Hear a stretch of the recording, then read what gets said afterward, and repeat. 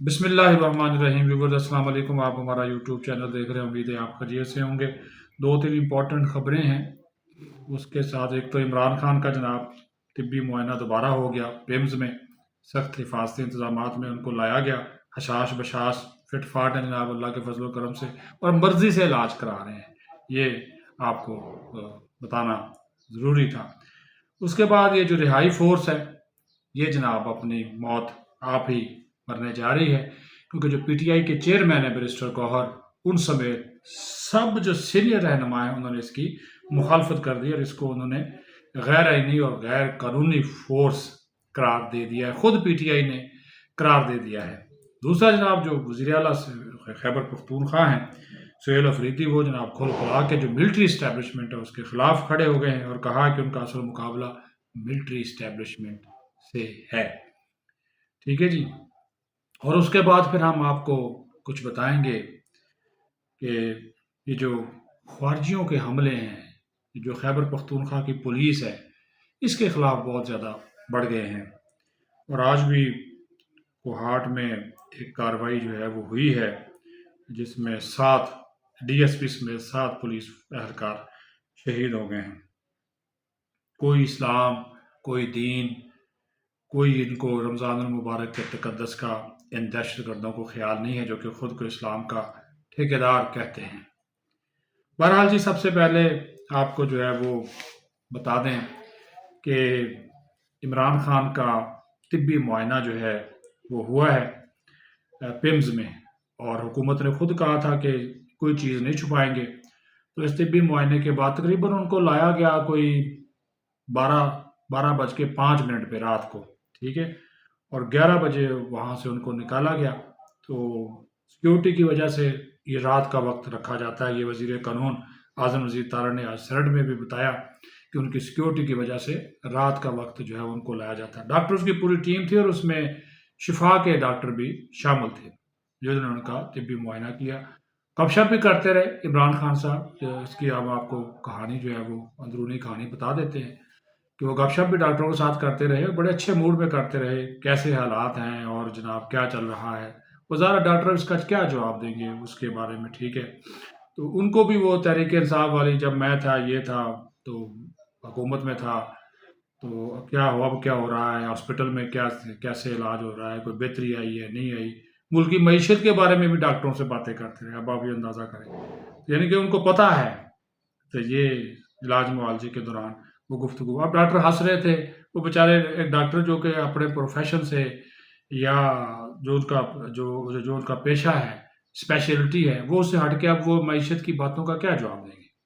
बहरहाल उस इलाज के दौरान जब उनको इंजेक्शन लग गया, फिर उनको इंजेक्शन लगाने की वजह बताई गई, और उनसे ना सिर्फ वजह बताई गई बल्कि उनको जो है वो ये भी बताया गया, बल्कि इमरान खान ने ये बताया कि जो जब आपने पहला इंजेक्शन लगाया और अब आपने दूसरा इंजेक्शन लगाया है, तो उन्होंने कहा मुझे काफ़ी जो है वो फाका है, फ़र्क मुझे पड़ रहा है, मेरी नज़र जो है वो बेहतर हुई है। ये उनकी जानिब से, ये बात उनकी जानिब से बताई गई।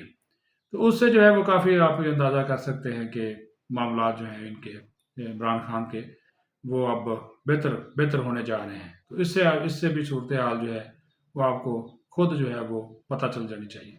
दूसरी बात वो जो है वो है कि हजूर आला, बहरहाल उनको फिर उन्होंने डिस्चार्ज कर दिया तकरीबन कोई घंटे के बाद।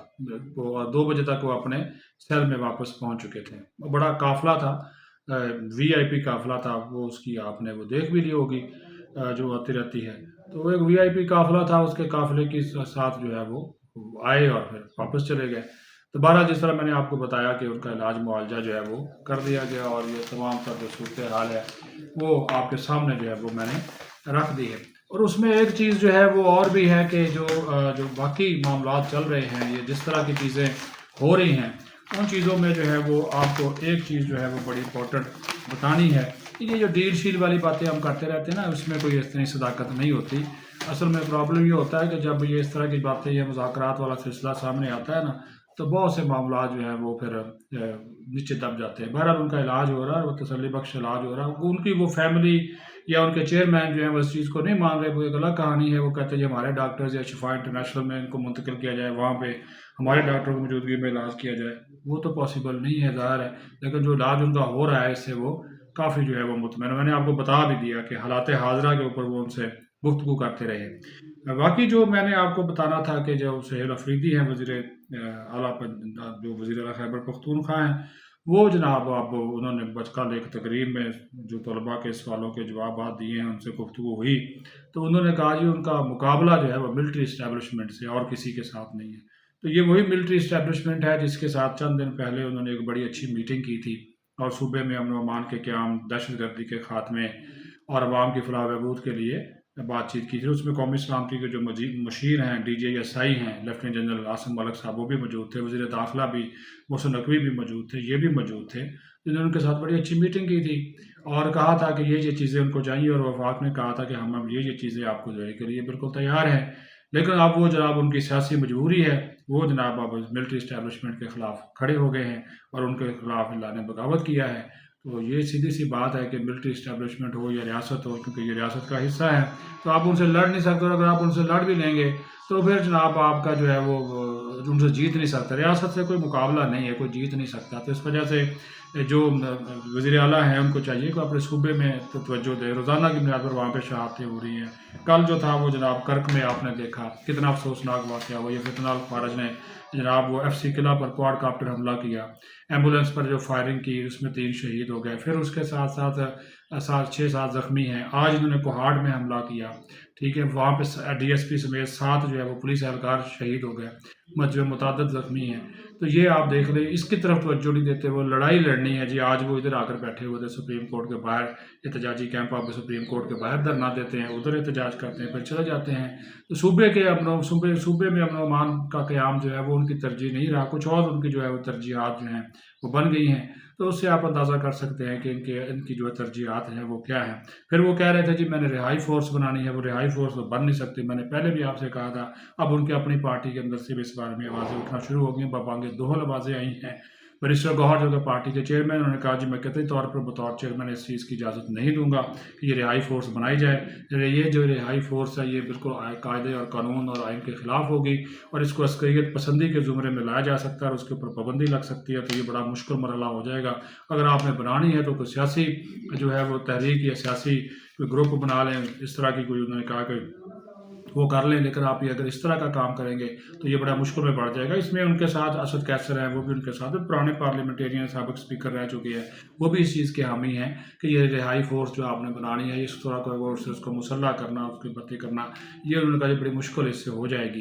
तो ये सिचुएशन से निकलना जो है वो इनके लिए अब इतना जो है वो PTI के लिए आसान नहीं है, क्योंकि वो तो तुले हुए हैं कि नौजवानों को लेकर आना और ISF के लोगों को वो लाना चाह रहे हैं कि जो कि इसमें आ जाएंगे। पहले ही वहाँ पे बहुत ज़्यादा अस्करियत पसंदी है, इंतहा पसंदी है, मामला पहले ही बड़े ख़राब हैं, तो उससे आप अंदाज़ा करें। और फिर ये देखें जो फितना अल खारज के जो लोग हैं, ये तो किसी का कोई लिहाज नहीं कर रहे। अब आप ये देखें कि वो जो ये ख़ुद को दीन और इस्लाम और पता नहीं क्या कुछ कहते हैं, ठीक है, इनकी अपना ही इस्लाम है, अपना ताल्लुक ही नहीं है, ये तो खारजी हैं, फिर इस्लाम से दायरा कार से खारिज हो गए। इस्लाम तो अमन सलामती का दीन है, लेकिन ये तो लोगों को ज़िंदा जला रहे हैं।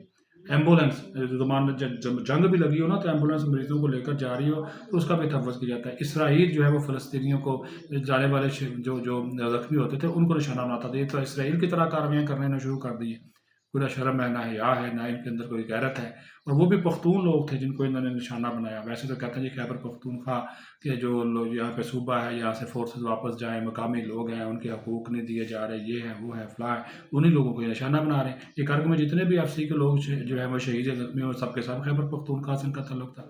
और ये जो TTP वाले ये खुद को भी पख्तून कहते हैं, ठीक है, तो और उन्हीं को अपने ही भाइयों को जो मार रहे हैं, कोई इनका ना कोई दीन इस्लाम से ताल्लुक है। और ये देखें फिर खुदा का खौफ करें, एम्बुलेंस आई है, ज़ख्मियों को मुंतकिल कर रही है, वो उन ज़ख्मियों को उसके ऊपर हमला किया जाता है और पूरी की पूरी एम्बुलेंस जला दी जाती है। अब आप ये अंदाज़ा, आज भी इन्होंने ऐसा ही किया, आज भी ऐसा ही किया। कोहाड़ में जो वाक़या हुआ, अफसोसनाक वाक़या, इंतहाई दर्दनाक, अंदोनाक वाक़या कि आप DSP समेत जो जो उनकी गाड़ी थी उसको आग लगा दी और फिर उसकी वीडियो बनाते हैं, सोशल मीडिया पे बनाते हैं लोगों को दिखाने के लिए और लोगों के अंदर खौफ और हरास पैदा करने के लिए, डर और खौफ पैदा करने के लिए। तो वज़ीर आला साहब आप इन चीज़ों की तरफ तवज्जो दें, आप किन कामों में पड़े हुए हैं। मिलिट्री इस्टेब्लिशमेंट से लड़के क्या करेंगे, बल्कि मिलिट्री इस्टेब्लिशमेंट के हाथ मजबूत करें, क्योंकि इस्टेब्लिशमेंट के जो फ़ौज के जो हमारे जो लोग हैं मुसलसल जो है वो कुर्बानियाँ दे रहे हैं और कुर्बानियों को आप जो है वो उनकी कुर्बानियों को आप ज़ाया कर रहे हैं, ठीक है। सिक्योरिटी फोर्सेज है ना कि बुनियाद पर कुर्बानियाँ दे रही हैं आपके सूबे में अमन अमान के क़याम के लिए और आप आगे से ये कर रहे हैं।